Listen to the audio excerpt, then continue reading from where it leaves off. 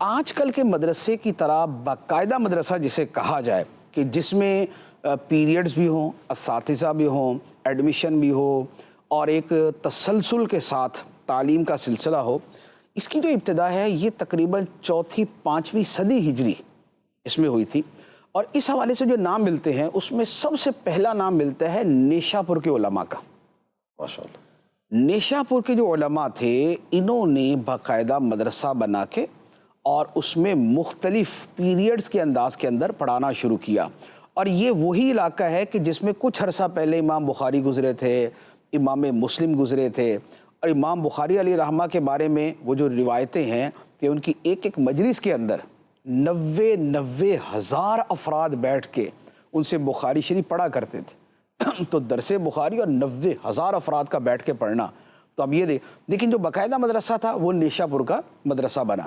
پھر اسی زمانے میں، اس کے بالکل متصل زمانے میں، متصل سے مراد اسی زمانے میں سلطان محمود غزنوی رحمۃ اللہ علیہ انہوں نے مدرسہ بنایا تھا، اور اس کا نام بھی مدرسہ سلطان محمود سبکتگین کے نام سے تھا، اور یہ تھا غزنی کے اندر جو آج کا افغانستان کا شہر ہے، یہ اس میں تھا۔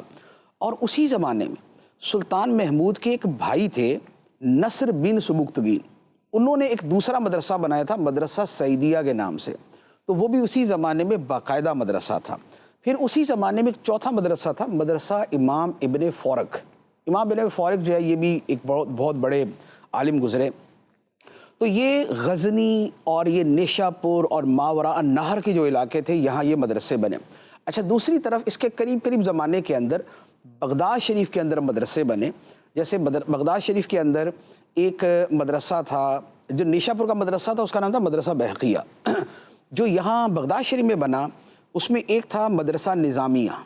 مدرسہ نظامیہ تاریخ کے مشہور ترین مدارس میں یہ وہ مدرسہ ہے جس کے اساتذہ میں امام غزالی بھی رہے، امام الحرمین بھی رہے، اور اس کے علاوہ بڑے بڑے ائمہ دین جو ہیں وہ اس مدرسے میں یا انہوں نے پڑھا ہے یا انہوں نے پڑھایا ہے۔ تو یہ مدرسہ نظامیہ۔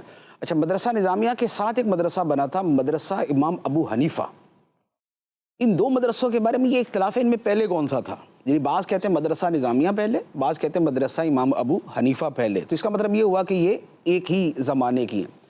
اور پھر اس کے ساتھ جو ایک اور مدرسہ بنا وہ تیسرے مدرسے بنے، وہ اندلس کے اندر تھے، جو جامعہ قرطبہ، جو اس یعنی کہ یورپ کے اندر مسلمانوں نے مدرسے بنائے۔ تو یورپی جو ہے وہ جاہل تھے اور جاہلیت میں تھے، اور یہ جو اسلامی بادشاہ وہاں گئے انہوں نے وہاں پر جا کے مدرسے بنائے۔ اور اس کے بعد پھر جو ایک بہت بڑا مدرسہ وہ بھی اسی قریب زمانے میں بنا وہ تھا جامعہ ازہر۔ جامعہ ازہر جو آج بھی مصر کے اندر موجود ہے، یہ وہ مدرسہ ہے کہ جو اس زمانے کے بنے ہوئے مدرسوں میں آج تک قائم بھی ہے، کیونکہ بقیہ مدرسوں کا تو اب نشان نہیں ہے، لیکن یہ مدرسہ جو ہے یہ ابھی بھی آج تک قائم ہے۔ اس لیے کہا جاتا ہے کہ سب سے قدیم اسلامی مدرسہ اور اسلامک یونیورسٹی وہ یہ والی ہے۔